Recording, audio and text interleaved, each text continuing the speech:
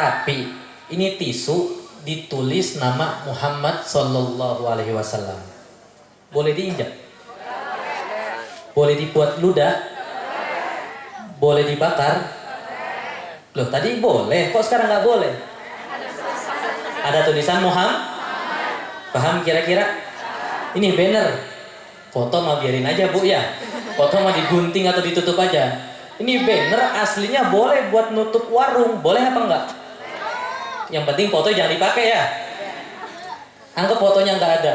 Awalnya banner ini boleh dipakai gelaran, boleh dipakai buat sayuran, boleh. Tapi ketika ada tulisan Muhammad Sallallahu Alaihi Wasallam, banner ini nggak boleh ditaruh sembarang.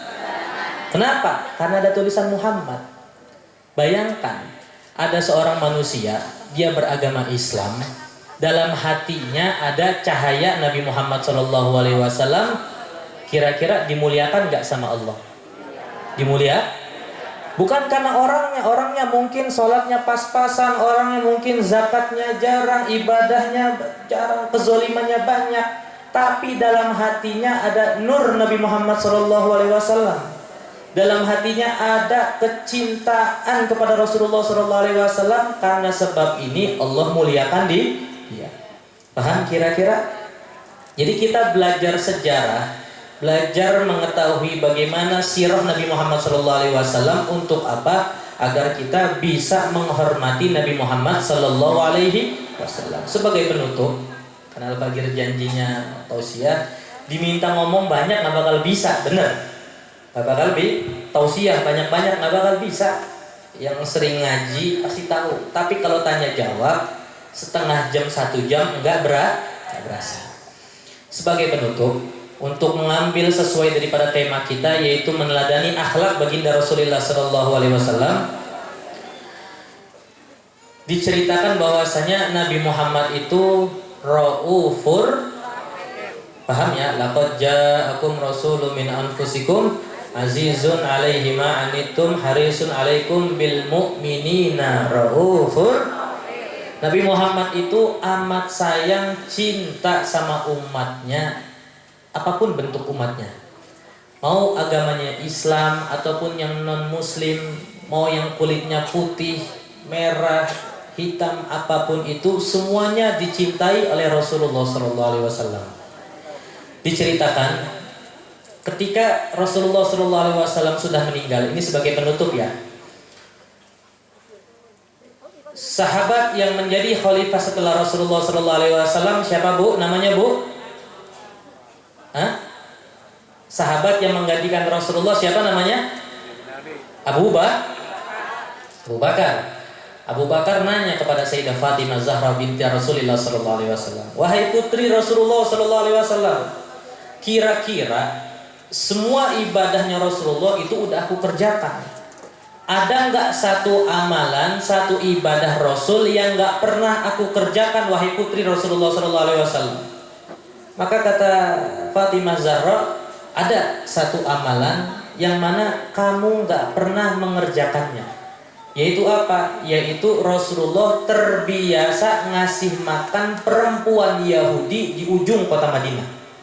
Jadi kota Madinah itu ada gerbang, saat itu di ujungnya ada pengemis, nenek-nenek buta, agamanya Yahudi.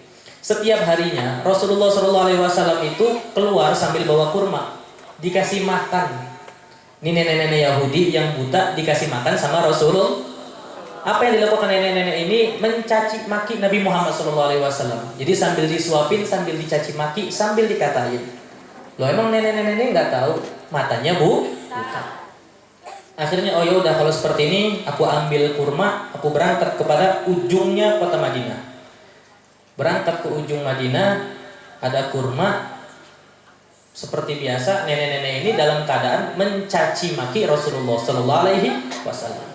Dicaci Muhammad tuh penipu, Muhammad tuh begini. Panas hatinya daripada Abu Bakar.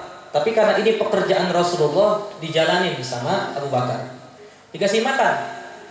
Ketika dikasih makan, nenek-nenek ini langsung meludahin makanan tersebut, dibuang ke kiri. Maka Abu Bakar bingung loh, kenapa diludahin wahai nenek? Kamu bukan orang yang biasa memberikan aku makanan.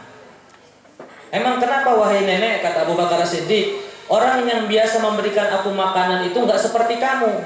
Makanannya keras, nggak halus. Orang sebelum kamu ini kalau ngasih makanan kepadaku sehalus mungkin, senyaman mungkin. Artinya apa? Sama Rasulullah dikunyahin dulu. Dikunyahin sampai kurma ini halus. Ketika sudah halus baru dimasukkan kepada mulutnya nenek-nenek. Padahal di saat yang sama nenek-neneknya ngatain Jadi Nabi sabar di situ. Saking sayangnya Rasulullah sama nenek Yahudi ini, sabar walaupun dicaci maki tapi dikunyahin terus. Beda sama kita ya, Bu.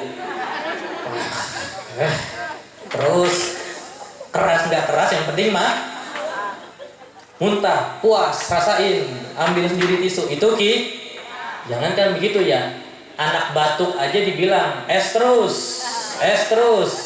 Itu beda sama Rasulullah. Rasulullah ketika melihat ada umatnya seperti itu sedih. Dikasih makan. Akhirnya kata nenek-nenek tersebut, engkau berbeda dengan orang yang sebelumnya. Siapa orang itu? Maka kata Abu Bakar Siddiq, Abu Bakar nangis di situ. Wahai nenek, ketahuilah bahwasanya yang memberikanmu makanan sampai sehalus mungkin itu adalah orang yang setiap hari engkau caci maki, orang yang setiap hari engkau katai. Siapa? Yaitu Rasulullah sallallahu alaihi wasallam. Nangis nenek tersebut, ya bukan ya Allah, ya ampun. Selama ini aku ngatain seseorang, aku mencaci maki seseorang, ternyata orang itulah yang memberikan aku maka kata nenek ini, asyhadu an la ilaha illallah wa asyhadu anna muhammadar. Kesimpulannya apa? Kadang kalau orang lempar batu jangan dibales lempar nggak bakal selesai. Yang waras mundur. Itu prinsipnya. Yang waras mundur. Agar apa? Agar tidak makin memperkeruh suatu urusan, agar tidak memperkeruh suatu organisasi atau kelompok apapun itu. Sebagaimana Rasulullah SAW akhlaknya seperti itu. Ketika ada orang mencaci maki diri beliau ketawa, beliau samperin, beliau kasih makan. Kita berharap seperti itu.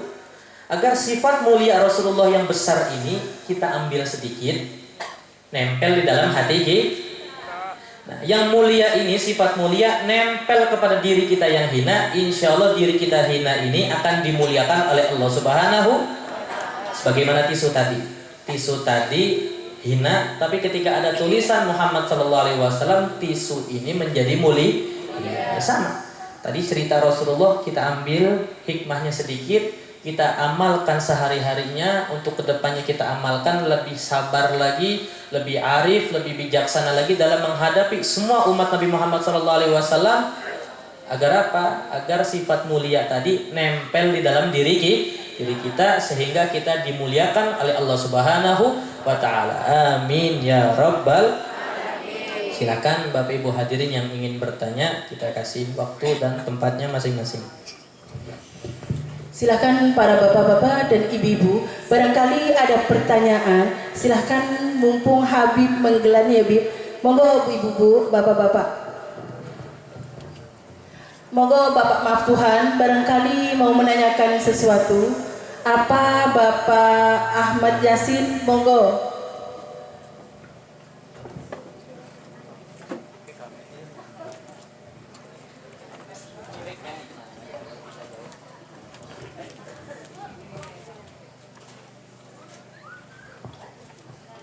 Maaf, saya menanya lagi nih, padahal tadi udah banyak pertanyaan, tapi menyangkut masalah syahadat, bagaimana boleh nggak ditanyakan di sini?